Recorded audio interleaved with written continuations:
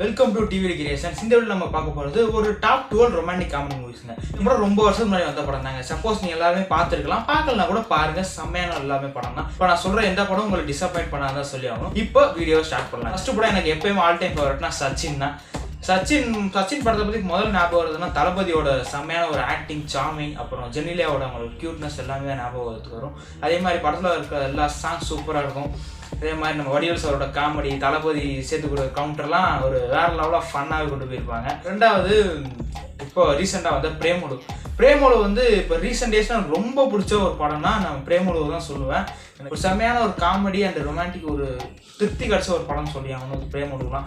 அடுத்து நம்ம தனுஷோட குட்டி படம் வந்து வந்தப்போ சரியாக போகவே இல்லை. எல்லாரும் வந்து கழி ஊற்றுறாங்க. சரி என்னடா இப்படி ஊற்றுறாங்க, என்னடா உட்காந்து போய் பார்த்தா இந்த படத்தை போய் அசிங்கப்படுத்தி விட்டுருக்காங்க. இந்த படத்தில் இந்த மாதிரி படம்லாம் எப்போ வரும்னு தெரியலங்க. தெலுங்கு படத்தோட ரீமேக் தான் இருந்தாலும் படம் பார்க்க சூப்பராக தான் இருக்கும். சாங்ஸு, தனுஷ், ஸ்ரேயோட ஆக்டிங் எல்லாம் நல்லா தான் இருக்கும். காமெடியாக சூப்பராக உட்காந்து தான் சொல்லுவாங்க. ஒரு செமையான படம் தான்.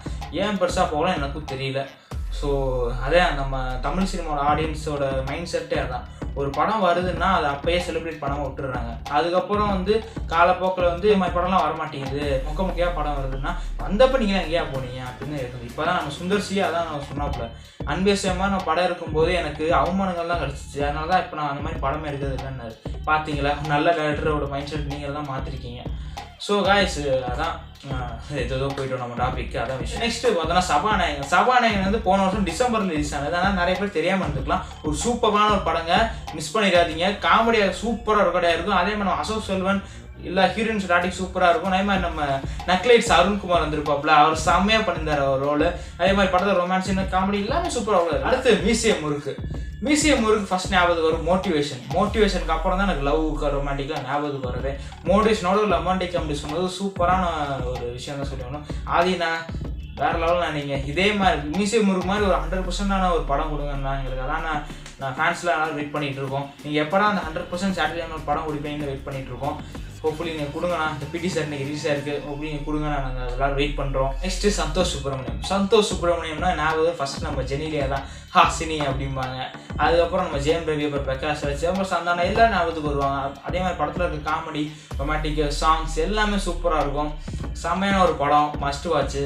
அப்புறம் ஃபேமிலியோட பார்த்து ரொம்ப என்ஜாய் பண்ண ஒரு படம் தான் சொல்லி ஆகும். அடுத்து கீதா கோவிந்தம் பற்றி நான் சொல்லணுமாங்க, உங்களுக்கே தெரிஞ்சிருக்கும். ரீசெண்ட் டேஸில் விஜய் தேவரகொண்ட படத்தில் 100% சாட்டிஸ்ஃபை ஆனதுன்னா அதில் ஒன்று அர்ஜுன் ரெட்டி, இன்னொன்று கீதா கோவிந்தம். அதுக்கப்புறம் அவர் நடிச்ச எந்த படமே எனக்கு 100% சாட்டிஸ்ஃபை கொடுக்கவே இல்லை. ரீசெண்டாக வந்து ஃபேமிலி சார் கூட அப்படி தான். ரொம்ப படத்தை ஃபஸ்ட்டாக கூட ஏதோ உட்காந்து பார்க்கணும்னு நினச்சி பார்த்தது தான். அதுதான் விஷயம். ஸோ கொண்ட சார் நீங்கள் கம்பேக் கொடுங்க, வெயிட் பண்ணிகிட்டு இருக்கோம். உங்கள் தமிழ் ஃபேன்ஸ் சார்பாக நான் வெயிட் பண்ணிகிட்டு இருக்கேன். அடுத்து தீராத விளையாட்டு பிள்ளை இப்போ தான் நான் ரீசெண்டாக ஃபுல் படமே உட்காந்து பார்த்தேன். அங்கங்கே சும்மா சன் டிவியில் போடும்போதெல்லாம் போய் பார்த்தது. இப்போ தான் உட்காந்து ஃபுல்லாக பார்த்து முடித்தேன். ஆனால் இந்த மாதிரி படம்லாம் வந்திருக்கு, தெரியாமல் போச்சுடா அப்படின்னு தோணுச்சு. சூப்பரான படங்க, காமெடி சூப்பராக இருக்குது. அதே மாதிரி ரொமான்டிக் சீனு, அப்புறம் அந்த விசால் சார் இந்த பண்ணுற ஒரு ஹியூமர் சீன்ஸ் எல்லாமே சூப்பராக, கவுண்டர் எல்லாமே சூப்பராக இருக்கும்.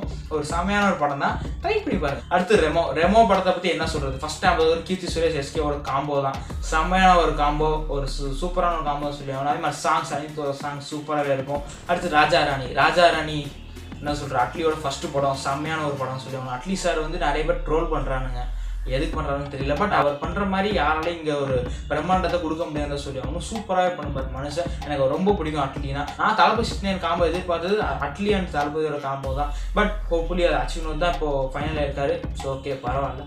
ராஜாராணி படத்தை போய் என்ன சொல்கிறதுங்க, 2 கதை சூப்பராக 2 கதை இருக்கும். காமெடி, சந்தான சோர காமெடி, அங்கே ஜெய் நயன்தாரா பண்ணுற அந்த காமெடி இல்லை, 2 பேர் சூப்பராக பண்ணியிருப்பாங்க. செமையான ஒரு காம்போ தான் படம் தான் சொல்லி. அடுத்து ஓமை கடவுளை 2020 ரிலீஸ் ஆனது. அதாவது கிட்டத்தட்ட பிப்ரவரிக்கு அப்புறம் ஒரு 2 மாதத்தில் லாக்டவுன் போட்டாங்க. பிப்ரவரி 14 வேலண்டைன்ஸ் அன்னைக்கு படம் ரிலீஸ் ஆச்சு. வந்தப்போ வந்து செம்மையாக ரெஸ்பான்ஸ் நல்லா தான் போச்சு. நான் வந்து லாக்டவுனில் தான் வீட்டில் உட்காந்தும் போது டிவியில் உட்காந்து பார்த்தது. படம் பார்த்தோன்னே ஃபர்ஸ்ட் என்ன பண்ணுவோம், ஃபேண்டஸியாக ஒரு லவ் ரொமான்டிக் காமெடி சொல்ல முடியுங்கிறது செம்மையாக ப்ரூவ் பண்ணிட்டாங்க. ஒரு சூப்பரான ஒரு படம்.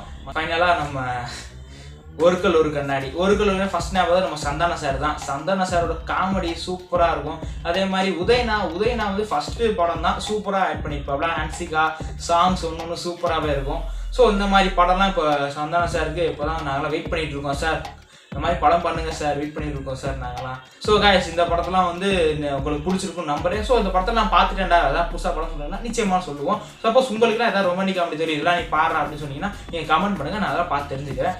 ஸோ கைஸ் அவ்வளோதான் இந்த வீடியோ. ஹோப்ஃபுல்லி உங்கள் வீடியோ பிடிச்சிருக்கு நம்புறேன். அதாவது வீடியோ தப்பாக பேசிட்டு தான் மன்னிச்சிருங்க. இன்னொரு வீடியோ சந்திக்கிறேன். முக்கியமாக கைஸ் நான் ஒன்று சொல்லணும்னு நினைக்கிறேன். 4 வருஷமாக நான் கஷ்டப்பட்டு இருக்கேன். நானும் என் நண்பன் எல்லாம் கஷ்டப்பட்டு இருக்கோம். ஸோ நான் நிறைய சேனல் பேன் ஆகி இப்போ தான் ஏதோ ஒரு சேனல் நல்லா போயிட்டு இருக்கு. உங்களால் முடிஞ்ச சப்போர்ட் கொடுங்க. நான் எத்தனையோ பேர் எதிர்த்து தான் அந்த ஃபீல்டில் இருக்கேன். ஸோ அது தப்பு இல்லை, ரைட்டு அப்படின்னு நீங்கள் ப்ரூவ் பண்ணுங்கள். அதான் கைஸ். நான் இன்னொரு சூப்பரான சந்திக்கிறேன். Thank you so much. பாய்.